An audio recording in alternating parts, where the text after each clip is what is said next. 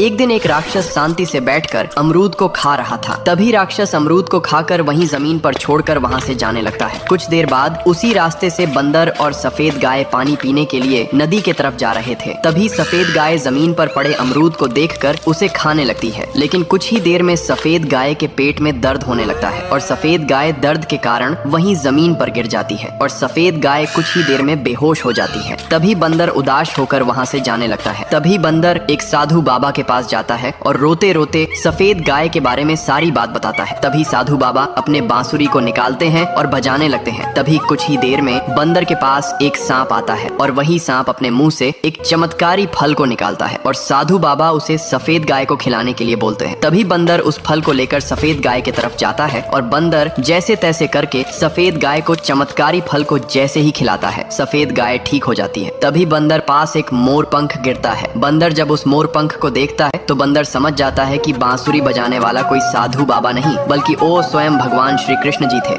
अगर आप भी श्री कृष्ण जी को मानते हैं तो लाइक सब्सक्राइब कर देना।